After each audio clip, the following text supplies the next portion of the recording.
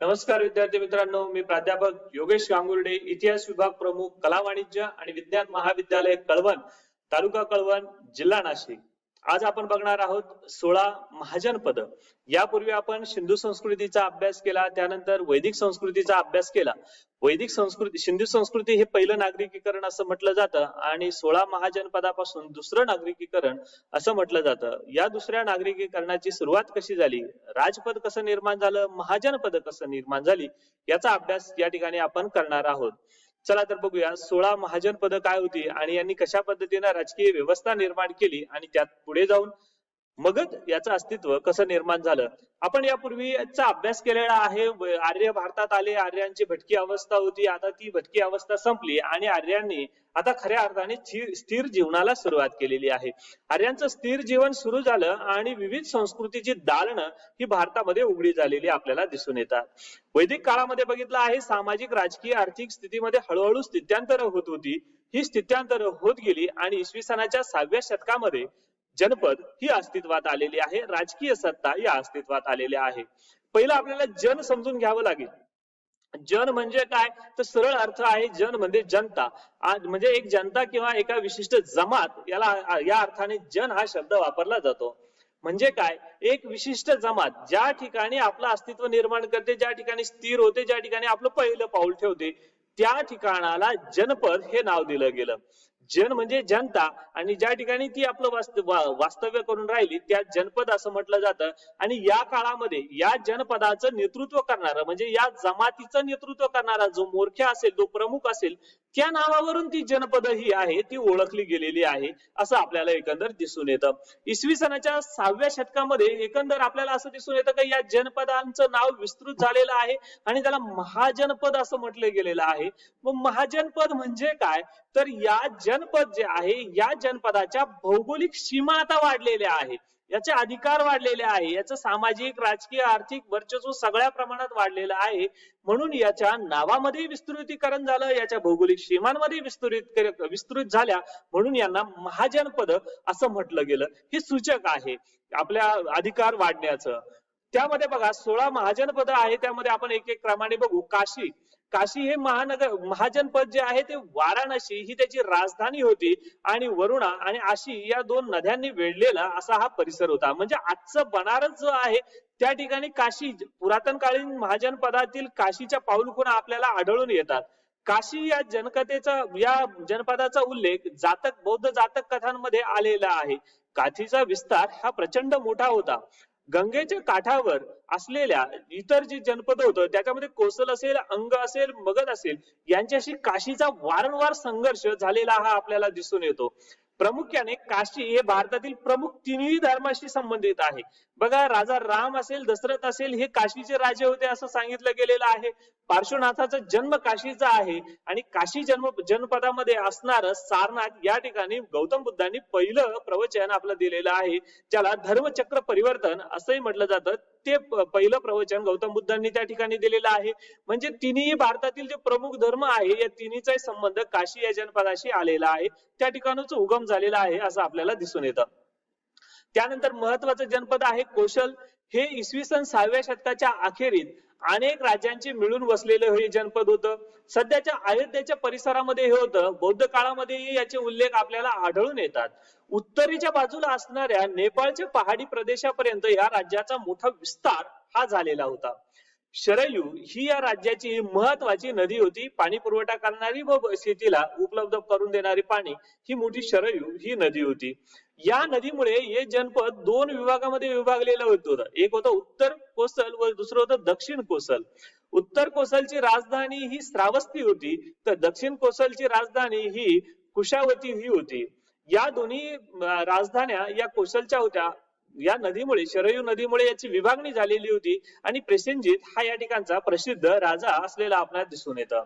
यानंतर मगध, नंतरच्या काळामध्ये ज्याने खऱ्या अर्थाने अस्तित्व निर्माण केलं आणि संबंध भारतावरती एक छत्र अंमल निर्माण केला, असं हे मगध जनपद अंगच्या पश्चिमेला होतं. त्यात चंपा नदीच्या देखील पश्चिमेल किनाऱ्यापासून मगधची सत्ता ही सुरू व्हायची. गंगा नदीच्या किनाऱ्यावर मगध हे वसलेलं होतं. त्याची राजधानी ही राजगृह होती वा तिला गिरिव्रज असंही म्हटलं जायचं. मगध या ठिकाणचा पहिला सगळ्यात पराक्रमी राजा जो असेल तो शिशुनाग वंशातील बिंबिसार हा अत्यंत प्रभावशाली राजा होता. मगधने आपली ताकद वाढवण्यासाठी आपल्या आजूबाजूच्या राजपथाशी संघर्ष न करता संघर्ष टाळला, म्हणजे संघर्ष झालाच नाही असं नाही, संघर्ष झालेला आहे, पण तो टाळण्यासाठी वैवाहिक संबंध निर्माण केलेले आपल्याला दिसून येतात. त्यामध्ये कोसल असेल, लिच्छवी असेल, विदेही असेल, भद्र असेल, या राजपदांशी त्यांनी वैवाहिक संबंध निर्माण करून घेतलेले आहे. इसवी सनाच्या 4थ्या शतकामध्ये महापद्मानंदाने शिशुनाग घराण्याचा नायनाट करून नंद घराण्याची स्थापना त्या ठिकाणी केलेली आहे. आणि इसवी सन पूर्व 321 मध्ये चंद्रगुप्त मौर्याने धनानंदाचा पराभव करून त्या ठिकाणी नंद घराण्याची सत्ता ही प्रस्थापित केलेली आहे. आणि नंतर मौर्य घराणं, त्यानंतरचे असणारे मगधचे अस्तित्व हे आपण नंतरच्या अभ्यासक्रमामध्ये बघणारच आहोत.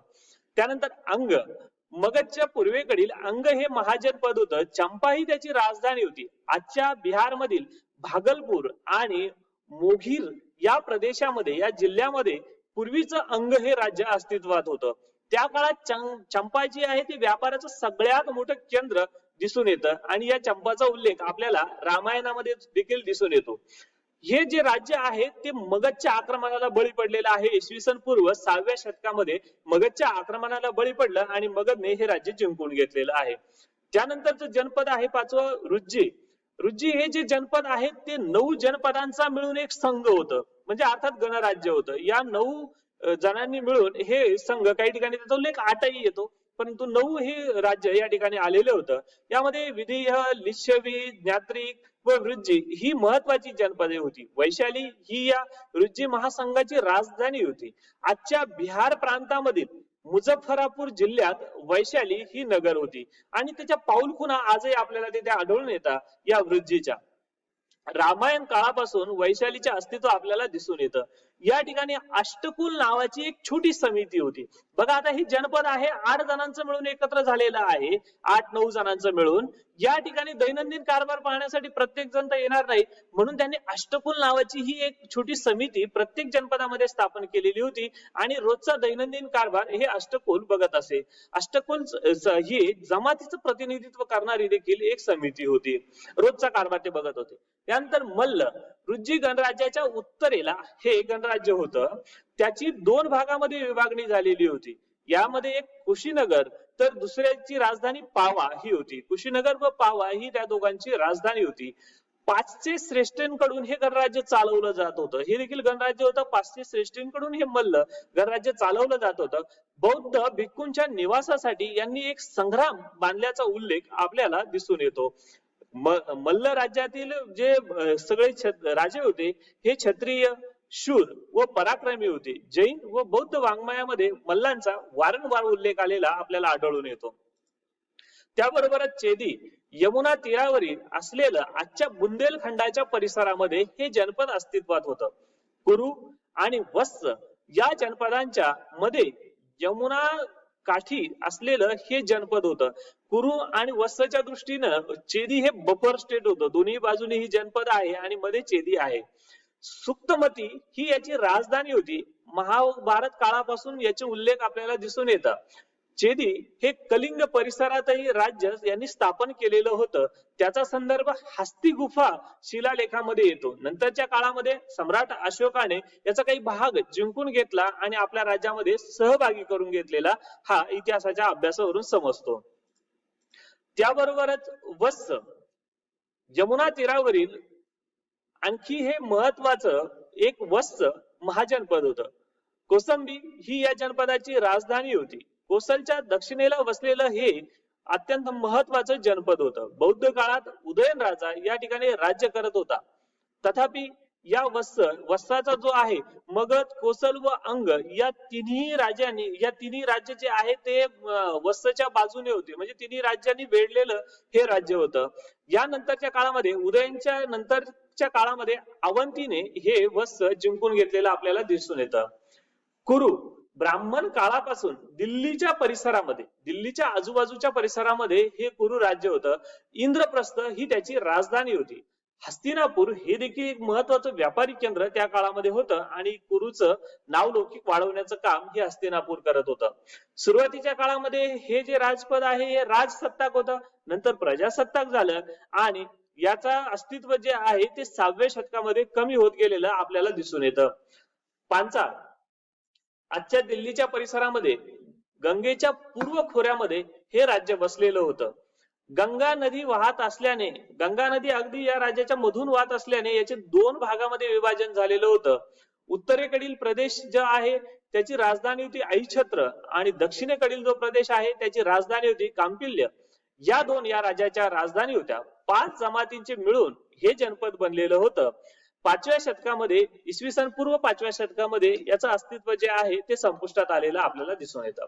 त्यानंतर मत्स्य, राजस्थानातील जयपूरच्या परिसरामध्ये हे राज्य बसलेलं होतं. अलवार आणि भरतपूर या भागात इसवी सन पूर्व 6व्या शतकामध्ये हे जनपद वसलेलं आहे.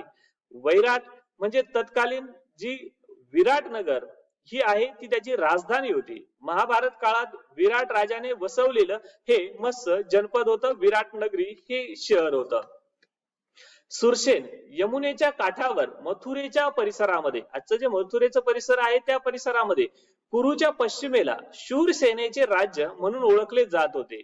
मथुरा ही या शूरसेनची राजधानी होती. महाभारत काळापासून हे ज्ञात आहे. आणि सगळ्यात महत्वाची गोष्ट म्हणजे 6व्या शतकामध्ये राजकीय ज्या घडामोडी घडल्या या सगळ्या घडामोडीचा केंद्रबिंदू म्हणून सुरसेन हे राज्य ओळखले जात होतं. नंतरच्या काळामध्ये मगध राजांनी या राज्याला आपल्यामध्ये विलीन करून घेतलं, जिंकून घेतलेलं आपल्याला दिसून येतं. त्यानंतर असक महाराष्ट्रातील, किंवा याला आश्मक असंही म्हटलं जातं, महाराष्ट्रातील गोदावरी नदीच्या काठावर मराठवाड्याच्या परिसरामध्ये पैठण या परिसरामध्ये ही राज्य होतं. महाराष्ट्रामध्ये असणारं हे राज्य होतं. त्यात या राज्याची राजधानी प्रतिष्ठान, ज्याला आज आपण पैठण असं म्हणतो, ही होती. इक्ष्वाकू वंशीय राज्य या ठिकाणी राज्य करत होते. आसक व अवंती यांच्यामध्ये वारंवार संघर्ष चालत होता. परिणामी या अवंतीने जे आहे ते हे राज्य जिंकून घेतलेलं आहे, आपल्यामध्ये विलीन करून घेतलेलं आहे. अवंती ही मध्य प्रदेशातील उज्जैन जिल्ह्यातील असणार हे राज्य होतं. आजचा जो उज्जैन आहे त्याच्या आजूबाजूला हे राज्य होतं. अवंती ही महाजनपद होतं. पुराणाप्रमाणे यदु वंशातील राजांनी अवंतीची स्थापना केली होती. विंध्य पर्वतामुळे अवंतीचे देखील 2 भागामध्ये विभाजन झालेलं होतं. उत्तरेकडच्या भागाला उज्जैनी व दक्षिणेकडील भागाला महिष्मती ही राजधानी होती. येथील जे राजे आहे त्यांनी वत्स नंतरच्या काळामध्ये जिंकून घेतलेलं दिसून येतं. अवंती हे बौद्ध धर्माचं महत्वाचं केंद्र होतं. इसवी सन पूर्व 4थ्या शतकामध्ये मगध राजा शिशुनाग याने अवंती हे जिंकून घेतलेलं आहे. म्हणून मगधची सत्ता वाढत गेली आणि मगध नंतरच्या काळामध्ये सर्वश्रेष्ठ बनलेलं आहे. यानंतर गांधार, आजचा जो पेशावर, काबूल, रावळपिंडीचा जो प्रदेश आहे त्या ठिकाणी बौद्ध काळात हे अस्तित्वात आलेलं जनपद आहे. पेशावर ही त्या काळातील, जे पेशावर आज आहे त्या काळातील पुरुषपूर या नावाने ओळखले जात होतं. तक्षशिला ही त्याची राजधानी होती आणि तक्षशिला आपल्या सर्वांना ज्ञात आहे, शैक्षणिक व व्यापाराचं सगळ्यात मोठं केंद्र होतं, सगळ्यात महत्वाचं शैक्षणिक केंद्र होतं. तक्ष या राजाने वसवलेली हे शहर होतं. पाणिनी जो व्याकरणकार आहे, पाणिनी या व्याकरणकार हा गांधारचा रहिवासी होता. वैदिक काळापासून याचं महत्व आहे.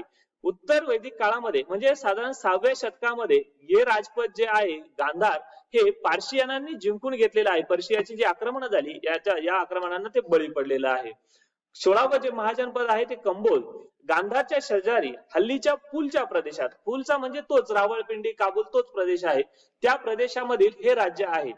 राजपूर ही त्याची राजधानी होती. बौद्धिक व धार्मिक शिक्षणाचे केंद्र म्हणून देखील कंबोज हे प्रसिद्ध होते. कंबोज मध्ये राजेशाही होती. नंतर या ठिकाणी गणराज्य सत्ता आलेली आहे. ही महत्वाची महाजनपद आहे. ही सगळी 16 महाजनपद अत्यंत महत्वाची आहे. यामध्ये आश्मक, गांधार, कंबोज व अवंती ही एवढी थोडी दक्षिणेकडील असणारी राजपद आपल्याला दिसून येतात. याच्या व्यतिरिक्त बाकी सगळी उत्तर गंगेच्या खोऱ्यामध्ये असणारी दिसून येतात. त्याबरोबरच एक महत्वाची गोष्ट आहे, बौद्धिक काळामध्ये देखील हे जनपद जे आहे हे आपलं अस्तित्व टिकून होतं. यामध्ये कुरु, पांचालचेदी यासारख्यांचे प्रभाव जो आहे नंतरच्या काळामध्ये निष्प्रभ होत गेलेले आहे व त्या ठिकाणी दुसरे अस्तित्वात आलेले आहे, दुसरे राज्य, जनपद पद अस्तित्वात आलेली आहे. त्याबरोबरच आपण या जनपदांचा अभ्यास ज्या पद्धतीने केला त्याच्यातून मगध राज्याची सत्ता कशी वाढत गेली आणि मगध सगळ्यात शेवटी जे आहे विजयी कसं ठरलं आणि मगधने आपली सत्ता सबंध भारतावर कशी निर्माण केली याचा अभ्यास हा आपण नंतर क्रमशः करणार आहोत. आणि मगधच्या या विकासामध्ये कुठले घटक कारणीभूत ठरले